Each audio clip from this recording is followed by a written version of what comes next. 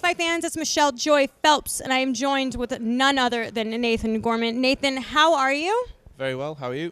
Good, good. Enjoying this view, yeah, here at the BT Sport Tower? Yeah, beautiful view, isn't it? Nearly 1,000 feet up in the air.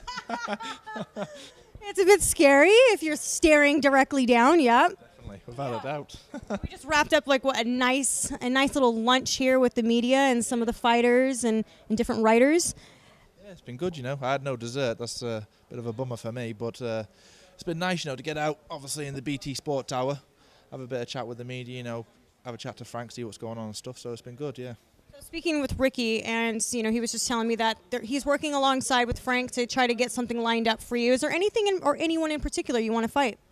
I've got a fight in October the 6th, but just a 6-rounder, a warm-up fight. Then they mentioned rather November or December for a title, rather defend my own WBC title or push on for another title, I don't know.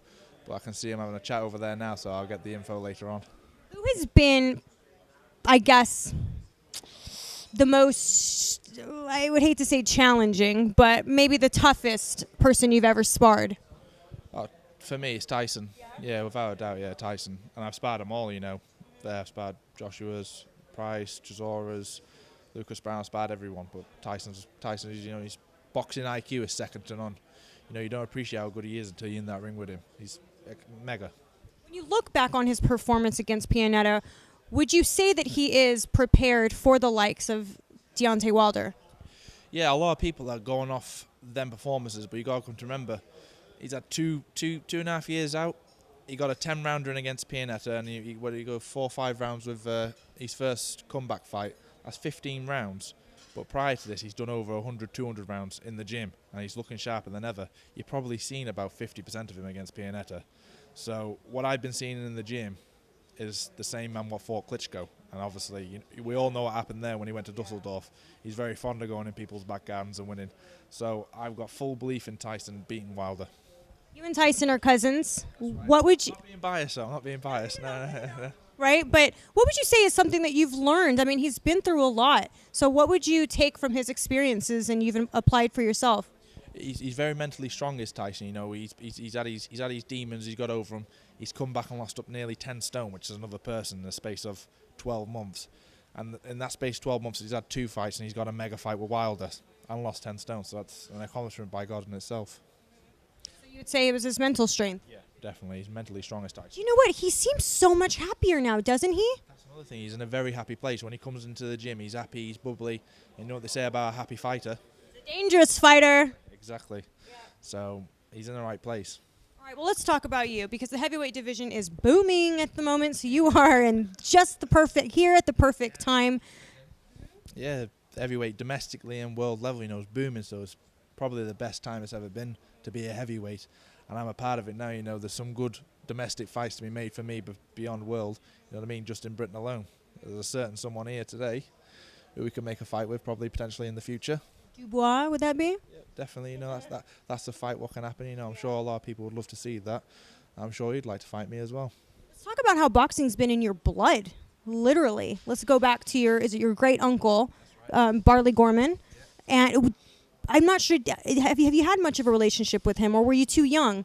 When he died, I was about 4 or 5 years of age. You can vaguely remember someone. I can remember him, he used to come down and tell the stories and things, but it's just vague memories. So what family tales would you be able to tell us about him? Oh, let me tell you, there's loads.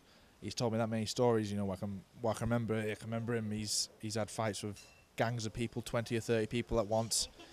Have you ever read his book? No, I haven't. Trust me, it's a buy, and it's his full autobiography. You want to try and buy it. It's a good read.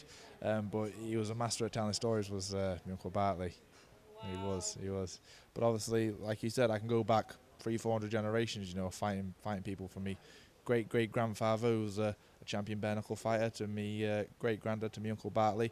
My dad wasn't a fighter, so he's a lover. And then it got passed on to me, so I'd like to think that, fighting's in my blood. Well, I know that it's in your blood, and obviously you're always around it, but what made you want to say that I want to be a boxer? To be fair, I was obsessed with football from growing up till about 5-6-year-old, and then I got took to the boxing gym by my cousin. And the minute I walked in, I was just, whoa, the loud music, people punching the bags, people sparring, that smell of blood and sweat, when you walk into the gym. And I got into it, and when I come back home and told my dad, he went mad. He hated me doing it. Even to this day, he doesn't like me doing it. Yeah, he tried always to persuade me, not to do it. But obviously, when I sat down and told me, there's something I want to do, I want to be, and he backs me 100% now. But yeah, from vaguely a young age, when I walked to the gym, it's something I always wanted to do. So thanks to my cousin who taught me, really.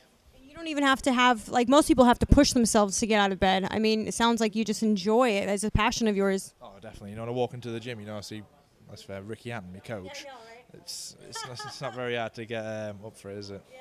What have you learned from Ricky? Because I know Ricky's probably got a hell of a lot of stories. Well, definitely.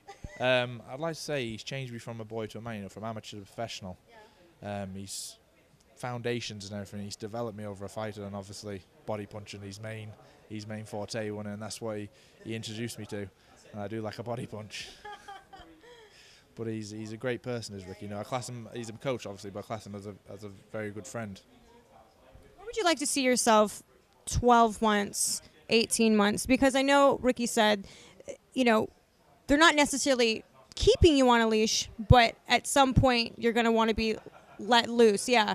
I understand. Me and Ricky's talked about this. We want good progressing fights. Each step, keep building up. And the next 12 to 18 months, I'd like to be, either British champion or on the verge of European, and world honours. Not to think I'm only 22 years of age, so I've got plenty of time ahead of me, haven't I? You do. And you know what? It's like I said, it's the perfect time because at one point, it seemed like the heavyweight division wasn't quite as strong as it once was, and now it just seems like it's on fire. Ignited now, isn't it? That's fair. 200-mile radius is all world contenders, isn't there, in Britain? So perfect timing. Well, this weekend, tomorrow, we actually have here on BT Sports Box Office, we got Canelo Triple G, the rematch. A lot of controversy that went around making this rematch with Canelo failing 2 drug tests. Can I get your thoughts on where he has even his physique now being a lot slimmer? I know, that meat, must have been that Mexican meat in there, but he's a lot slimmer what I've seen in the pictures and things. So I don't know what's going on there, but I reckon GGG will beat him. I fully believe. I reckon late stoppage, if not wide points. Who did you have winning the first one? I reckon GG had it first time. Some people seem to be pretty split. They say, you know what, looking at it. I was as well, It was a draw, but you couldn't argue it, really. Yeah.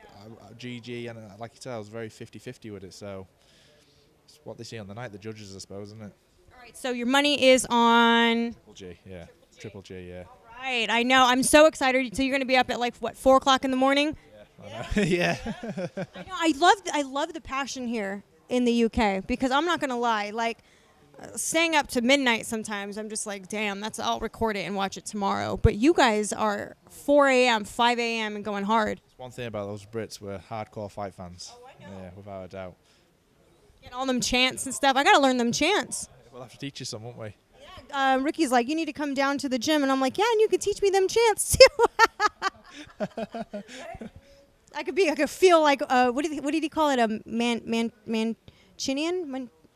Mancunian. I'm an adopted Mancunian. I just got to learn to say it right first, right? Mancunian. There we go. Adopted Mancunian. One day. Working on that. But anyways, it was great speaking with you, catching up with you, and I look forward to seeing how your career develops and seeing you make your way up. Yep. All right. Any final words? We're all good here, aren't we? Okay. All right. Bye, fight fans. Hey, fight fans, it's Michelle Joy Phelps. If you haven't already subscribed to our YouTube channel, make sure you do so by clicking this icon right here, or else